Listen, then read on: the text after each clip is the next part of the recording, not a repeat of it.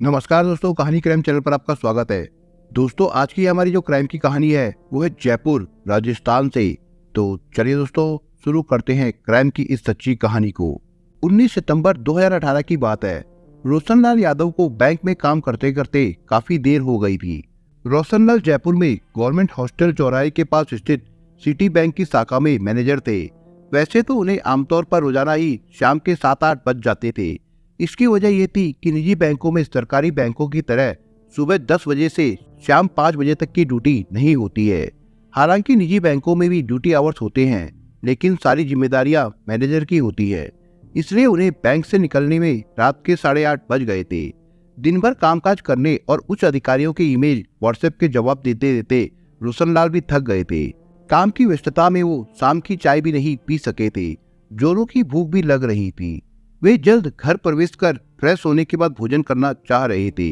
रोशनलाल ने बैंक के बाहर खड़ी अपनी कार निकाली और घर की ओर चल दिए। उनके पास बैंक का एक कर्मचारी उनकी कार में पानीपत चौराहे तक साथ आया। वो पानीपत चौराहे पर उतर गया।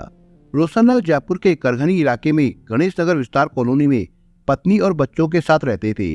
रोशनलाल अपनी कार मध्यम रफ्तार से चला रहे थे। रास्ते में उन्हें सिगरेट पीने की तलब लगी तो उन्होंने अपने घर से करीब 1 किलोमीटर पहले रास्ते में कार रोक दी। कार से उतरकर वो दक्षिण मुखी हनुमान मंदिर के पास एक थड़ी पर सिगरेट लेने चले गए। सिगरेट लेकर वो अपनी कार में आकर बैठे ही थे कि सामने से अचानक एक स्कूटी पर 2 युवक सवार होकर तेजी से उनकी कार के सामने आ गए। स्कूटी से उतरकर एक युवक उनके पास आया और नजदीक से उन पर 2 फायर कर दिए। दोनों गोलियां रोशनलाल के सीने में लगी। ये रात करीब 9 बजे की घटना है। गोली चलते ही उस इलाके में अफरा तफरी मच गई। यह इलाका रोशनलाल के घर के पास था, इसलिए कुछ लोग उन्हें जानते पहचानते थे। आसपास के लोग रोशनलाल को उन्हीं की कार में नजदीकी अस्पताल ले गए। निजी अस्पताल के डॉक्टरों ने प्राथमिक उपचार के बाद उनकी गंभीर हालत को देखते हुए उन्हें सवाई मानसिंह अस्पताल ले जाने को कहा। रोशनलाल को निजी अस्पताल ले जाने वाले लोग जब उन्हें सवाई मानसिंह अस्पताल ले जा रहे थे तो उन्होंने रास्ते में ही करघनी पुलिस थाने में रुककर पुलिस को इस घटना के बारे में बता दिया। थाने में ही खड़ी सरकारी एम्बुलेंस से एक पुलिसकर्मी के साथ रोशनलाल को सवाई मानसिंह अस्पताल भेजा गया। साथ ही उनके परिजनों को भी सूचना दे दी गई। सूचना मिलने पर रोशनलाल की पत्नी निर्मला और कुछ सगे संबंधी सीधे अस्पताल पहुंच गए।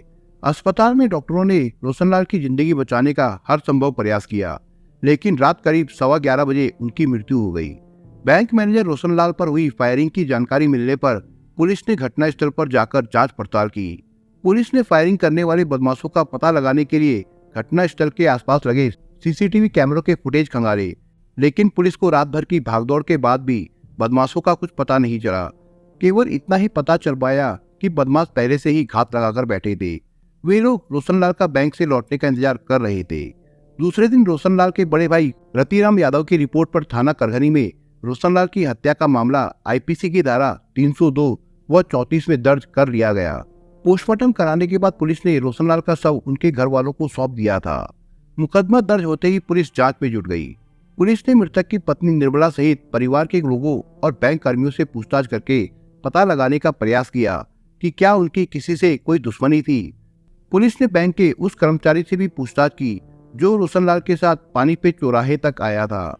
उसने बताया कि रास्ते में चिंकारा कैंटीन के पास रोशनलाल के मोबाइल पर एक फोन आया था, जिस पर वे कुछ देर तक बातें करते रहे थे।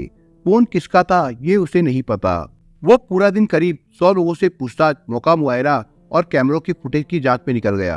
रात तक हत्यारों के बारे में कुछ पता नहीं चला।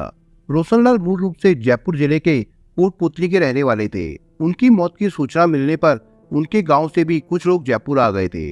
पुलिस ने उनसे भी पूछ करके रोशनलाल के हत्यारों का पता लगाने की कोशिश की, लेकिन इससे कोई खास मदद नहीं मिल सकी। पुलिस की जांच में 2-3 बातें मुख्य रूप से सामने आई। एक तो ये कि रोशनलाल बैंक में कमर्शियल वाहनों के लोन मंजूर करते थे। बैंक से लोन देने के अलावा वो निजी रूप से भी ब्याज पर लोगों को पैसा उधार देते थे। रोशनलाल ने कुछ लोगों को मोटी रकम भी उधार दे रखी थी। एक महत्वपूर्ण बात ये भी पता चली कि पत्नी निर्मला से अक्सर उनका झगड़ा होता रहता था। निर्मला ने करीब 4 महीने पहले मारपीट की शिकायत दर्ज की थी। पुलिस इन तीनों कोणों से जांच करने में जुट गई। इसके लिए जयपुर के अतिरिक्त पुलिस आयुक्त ने अलग अलग स्पेशल टीम का गठन किया। इस बीच पुलिस ने रोशनलाल के मकान के आसपास के लोगों से पूछताछ की तो लोगों ने उमेश शर्मा पर शक करते हुए उसके मोबाइल नंबर भी दे दिए। उमेश पहले रोशनलाल के पड़ोस में ही रहता था। पारिवारिक बातों को लेकर रोशनलाल, उनकी पत्नी निर्मला और उमेश के बीच कई बार झगड़े होते थे। बाद में उमेश वहां से अपना खुद का मकान खाली करके जयपुर में ही मानसरोवर कॉलोनी में रहने लगा था। उसने गणेश नगर विस्तार के अपने मकान के 2 कमरे किराए पर दे दिए थे। अपने मकान की देखभाल के बहाने उमेश आए दिन इस कॉलोनी में आता रहता था। पुलिस ने उमेश के मोबाइल नंबरों की लोकेशन खंगाली तो उत्तराखंड की आई। पुलिस ने उत्तराखंड पुलिस की मदद से 21 सितंबर को उमेश और उसके 3 साथियों को अल्मोड़ा से पकड़ लिया। पुलिस इन सबको जयपुर ले आई। उमेश ने पूछताछ में पुलिस को बताया कि उसने बैंक मैनेजर रोशनलाल की हत्या अपने भाई की मार्फत उत्तर प्रदेश के शूटरों को सुपारी देकर करवाई थी। उमेश ठेकेदारी का काम करता था। इसी काम के बहाने वो रोशनलाल की हत्या से करीब 10 दिन पहले उत्तराखंड चला गया था। उत्तराखंड से ही वो मोबाइल के जरिए रोशनलाल की गतिविधियों पर नजर रखे हुए था। उसने ये काम सातिराना तरीके से इसलिए किया था ताकि उसकी लोकेशन जयपुर में ना आए। उमेश ने पुलिस को बताया कि रोशनलाल की हत्या की साजिश में उनकी पत्नी निर्मला भी शामिल थी। इस पर पुलिस ने निर्मला को थाने बुलाकर पूछताछ की। निर्मला और उमेश से अलग अलग और आमने सामने बैठाकर की गई पूछताछ में रोशनलाल की हत्या का राज खुलकर सामने आ गया। इससे ये बात भी साफ हो गई कि निर्मला ने ही उमेश के साथ मिलकर अपने पति की हत्या करवाई थी। निर्मला को प्रेमी के साथ पति की संपत्ति भी चाहिए थी, इसलिए उसने रोशनलाल को तलाक देने के बजाय उनकी हत्या करवा दी। ये रोशनलाल का दुर्भाग्य था कि निर्मला की बेवफाई का पता होने के बावजूद वो अपनी जान नहीं बचा सके। उन्हें ये बात अच्छी तरह पता थी कि उनकी पत्नी एक दिन उसकी हत्या करा देगी। फिर भी वो इतने दरियादिल थे कि अपनी पत्नी की उसके प्रेमी से शादी कराने को भी तैयार हो गए थे। लेकिन निर्मला का प्रेमी उमेश समय पर अदालत नहीं पहुंचा, जिससे दोनों की शादी नहीं हो सकी। निर्मला यादव और उमेश शर्मा से पूछताछ के आधार पर पुलिस के सामने जो कहानी सामने आई वो कुछ इस प्रकार से थी। रोशनलाल यादव जयपुर जिले के कोटपुतली के पवाना गांव के रहने वाले थे। सन 2004 में रोशन का विवाह निर्मला से हो गया था। वो उनसे उम्र में 6 साल छोटी थी। जब निर्मला की शादी हुई तब वो 11वीं कक्षा में पढ़ती थी। उन्होंने शादी के बाद निर्मला को MA तक पढ़ाया, साथ ही फैशन डिजाइनिंग का कोर्स भी करवाया। नौकरी के दौरान रोशनलाल की जहां भी पोस्टिंग हुई उन्होंने निर्मला को अपने साथ रखा। बैंक में बड़े पद पर होने के कारण रोशन की तनख्वाह भी अच्छी थी। घर में कभी किसी चीज की कमी नहीं रही। 8 साल पहले सन 2010 में जयपुर में पोस्टिंग होने पर रोशनलाल ने करधनी में एक प्लॉट लेकर अपना मकान बनवा लिया। उसी दौरान उत्तर प्रदेश के फिरोजाबाद जिले के नई आबादी रैना गांव के रहने वाले उमेश शर्मा ने भी रोशनलाल के पड़ोस में मकान बनवाया। दोनों ने एक ही दिन अपने अपने मकान में गृह प्रवेश किया। उमेश शर्मा 2003 के आसपास जयपुर आया था। उस समय जयपुर में प्रॉपर्टी बाजार में बूम आया हुआ था। उमेश ने प्रॉपर्टी में रकम लगाकर काफी पैसा कमाया। वो अमीरों की तरह जिंदगी जीता था। फिलहाल उसके पास करधनी इलाके में 2 मकान और अजमेर रोड पर बिचून में 15 बीघा जमीन थी। कई प्रॉपर्टी में उसने मोटा पैसा लगा रखा था। अब वो ठेकेदारी का काम भी करने लगा था। पड़ोसी होने के नाते उमेश व रोशनलाल के परिवार के बीच अच्छे संबंध थे। एक दूसरे के घर आना जाना लगा रहता था। दोनों परिवार एक दूसरे के सुख दुख में भी काम आते थे। सन 2016 में उमेश और रोशनलाल सहित कॉलोनी के कई परिवार शिमला घूमने गए। शिमला में उमेश की निर्मला से काफी नजदीकियां बढ़ गई। शिमला से जयपुर लौटने के कुछ दिन बाद ही निर्मला के भाई की मौत हो गई। उस समय सांत्वना देने के लिए उमेश का पूरा परिवार कई बार निर्मला के घर गया। जनवरी 2017 में उमेश और निर्मला के बीच मोबाइल पर SMS और व्हाट्सएप के माध्यम से चैटिंग होने लगी। कभी कभी दोनों मोबाइल पर भी बातें कर लेते थे। बाद में दोनों के बीच शारीरिक संबंध बन गए। पहले दोनों छिपकर मिलते थे। बाद में जब उनके संबंधों की चर्चा पास पड़ोस में होने लगी तो रोशनलाल को इस बात का पता चल गया। उन्होंने निर्मला को काफी भला बुरा कहा और समझाया भी। इसके बाद दोनों परिवारों में झगड़े होने लगे। निर्मला से अवैध संबंधों को लेकर कई बार उमेश और रोशनलाल के बीच मारपीट की नौबत भी आ गई थी। बाद में नवंबर 2017 में उमेश शर्मा अपना मकान खाली करके मानसरोवर कॉलोनी में राजपथ पर किराए के मकान में रहने लगा। उमेश ने रोशनलाल के पड़ोस का अपना मकान किराए पर दे दिया था। उमेश भले ही रोशनलाल के मकान से करीब 20 किलोमीटर दूर रहने लगा था, लेकिन निर्मला से उसकी बातचीत होती रहती थी। इतना जरूर हुआ कि अब निर्मला और उमेश का मिलना जुलना कम हो गया था। फिर भी जैसे ही मौका मिलता तब दोनों एक दूसरे से मिल लेते थे। निर्मला जब भी उमेश से मिलती तो उससे अपने पति रोशनलाल को रास्ते से हटाने की बात कहती थी, ताकि दोनों बिना किसी डर के एक दूसरे के साथ रह सके। उमेश तो पहले से ही निर्मला के प्यार में अंधा हो चुका था। निर्मला के बार बार कहने पर उसने आपराधिक पृष्ठभूमि वाले अपने सगे भाई राहुल शर्मा को रोशन की हत्या की जिम्मेदारी सौंप दी। राहुल ने रोशन की हत्या करवाने के लिए अपने भाई से 4 लाख रुपए लिए। राहुल के खिलाफ उत्तर प्रदेश में मारपीट, लूट और वाहन चोरी के कई मामले दर्ज थे। राहुल ने जयपुर के जगतपुरा में TSS टेक्सटाइल नाम से बेडशीट बनाने की फैक्ट्री लगा रखी थी, जिसमें उसे काफी नुकसान हुआ था और वो कर्ज में डूबा हुआ था। राहुल भी पहले गणेश नगर विस्तार में ही रहता था, बाद में वो जगतपुरा में रहने लगा था। राहुल ने रोशनलाल की हत्या के लिए उत्तर प्रदेश के फिरोजाबाद के शूटर शिवकांत उर्फ लालू, पप्पू कश्यप और विजय कश्यप नाम के बदमाशों से संपर्क किया। संपर्क होने के बाद राहुल ने इन बदमाशों को जयपुर बुलाया। बदमाश हथियार लेकर जयपुर पहुंचे। राहुल ने 29 मई से 1 जून तक तीनों बदमाशों को जयपुर के एक होटल में ठहराया। राहुल ने रोशन की हत्या के लिए एडवांस के तौर पर शूटर शिवकांत को 30,000 रुपए, विष्णु को 15,000 और पप्पू कश्यप को 10,000 रुपए दिए थे। बाकी बचे पैसों को राहुल ने अपना कर्ज चुकाने में खर्च कर दिए। इस दौरान राहुल ने इन बदमाशों से रोशनलाल की उनके मकान, सिटी बैंक और कोतवाली के पास स्थित गांव के आसपास की रेकी करवाई। उमेश शर्मा इन शूटरों से फिरोजाबाद और जयपुर में तो मिला ही, रोशनलाल की रेकी में कई बार उनके साथ भी रहा। रेकी के दौरान निर्मला अपने पति रोशन के आने जाने की पूरी सूचना उमेश को देती रही। कई बार कोशिशों के बावजूद उत्तर प्रदेश से आए शूटरों को रोशनलाल की हत्या का मौका नहीं मिला। बाद में तीनों शूटर जयपुर से वापस चले गए। 2 सप्ताह पहले ही राहुल ने फिरोजाबाद से 3 शूटरों को फिर जयपुर बुलाया। उन्हें 15 और 16 जून को गोपालपुरा के एक होटल में ठहराया गया। इस बार भी राहुल और उमेश ने रोशनलाल की रेकी करवाई, लेकिन शूटर अपने मकसद में कामयाब नहीं हो सके। इस बीच उमेश शर्मा से मुलाकात होने और कई जगह रेकी में साथ रहने के दौरान फिरोजाबाद से आए शूटरों को पता चला कि राहुल तो केवल मोहरा है, रोशनलाल की जान तो उमेश शर्मा लेना चाहता है और उमेश काफी मोटा आसामी है। इसलिए शूटरों ने राहुल से रोशनलाल को मारने के एवज में अपनी डिमांड बढ़ाकर 15 लाख रुपए कर दी। राहुल उन दिनों कर्ज में डूबा हुआ था।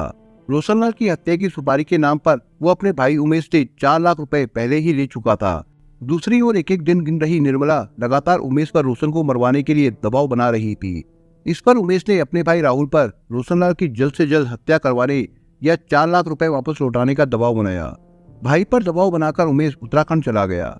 उसे उम्मीद थी कि जल्दी ही रोशनलाल का खेल खत्म हो जाएगा, इसलिए अपने बचाव के लिए वो अपने साथी महेंद्र प्रताप उर्फ टीटू के साथ अल्मोड़ा में कार्यरत अपने साले आकाश रावत के पास चला गया।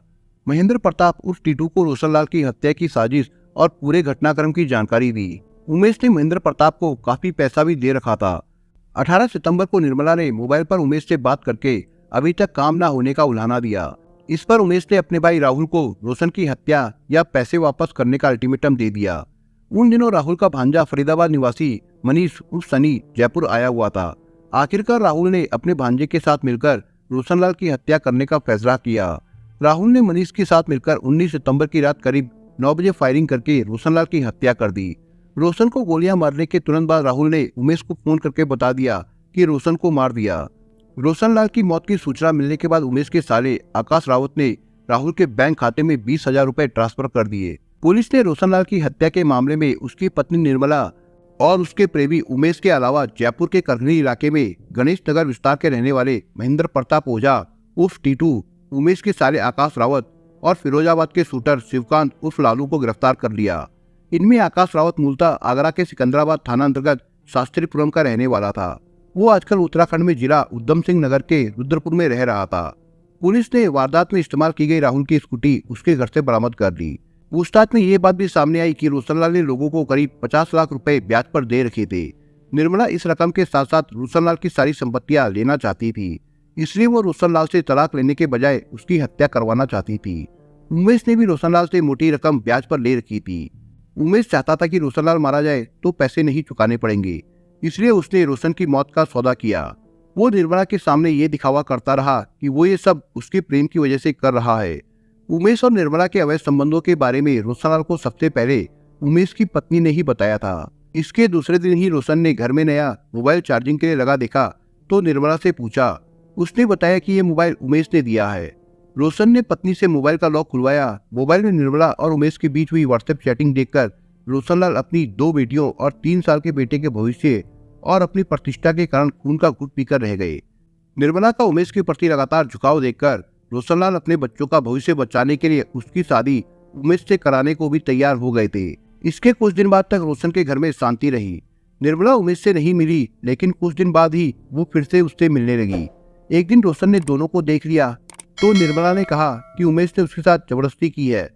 तब रोशन ने उससे कहा कि अगर जबरदस्ती की है तो उमेश के खिलाफ बलात्कार का केस दर्ज कराने चलो। निर्मला थाने भी पहुंच गई, लेकिन उमेश के खिलाफ रिपोर्ट दर्ज कराने से पहले ही वो बदल गई। वो आगे से उमेश से ना मिलने का वादा करके रोशनलाल को मनाकर बिना रिपोर्ट दर्ज कराए घर वापस लौट आई।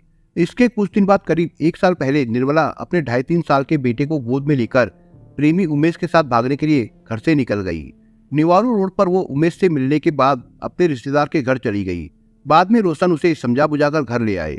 निर्मला प्रेमी के प्यार में इतनी अंधी हो गई थी कि वो अपने प्रेमी और उसके रिश्तेदारों के जरिए पति को धमकी भरे फोन करवाती, फिर खुद ही पड़ोसियों से जाकर कहती कि पति को कोई जान से मारने की धमकी दे रहा है। हत्या से करीब 1 सप्ताह पहले निर्मला और रोशनलाल के बीच झगड़ा हुआ। मामला पुलिस तक पहुंच गया था। रोशन ने मिल रही धमकियों के बारे में पुलिस को बताया, लेकिन पुलिस ने मामले को गंभीरता से ना लेकर दोनों को समझाकर घर भेज दिया। पुलिस ने यह जानने की भी कोशिश नहीं की कि धमकियां कहां से मिल रही है। अगर पुलिस जांच करती तो शायद रोशनलाल आज जीवित होते। बाद में पुलिस ने इस मामले में उत्तर प्रदेश के शूटर पप्पू कश्यप को भी गिरफ्तार कर लिया। पप्पू ने पुलिस को बताया कि शिवकांत के साथ उसने और विष्णु कश्यप ने जयपुर व कोटपुतली में रोशनलाल की रेकी की थी। उन्हें लगा कि अगर रोशन की हत्या के बाद पुलिस उन तक पहुंच गई तो वे फंस जाएंगे। इसलिए पप्पू और विष्णु कश्यप उत्तर प्रदेश में पहले से दर्ज आपराधिक मामलों में जारी वारंट की वजह से खुद ही गिरफ्तार हो गए और जमानत नहीं करवाई। पुलिस ने गिरफ्तार सभी 6 आरोपियों को 30 सितंबर को अदालत में पेश किया, जहां से सभी को जेल भेज दिया गया था। ये विडंबना रही कि निर्मला को अपने बैंक मैनेजर पति के खून से हाथ रंगने के बाद भी प्रेमी नहीं मिल सका। दोस्तों, इस कहानी के बारे में आपके विचार क्या है, हमें कमेंट बॉक्स में जरूर बताएं। और दोस्तों, अगर आपको हमारा काम पसंद आया हो तो वीडियो को लाइक शेयर जरूर करिए। और अगर आपने अभी तक चैनल को सब्सक्राइब नहीं किया हो तो जाने से पहले चैनल को सब्सक्राइब जरूर करिए दोस्तों। धन्यवाद।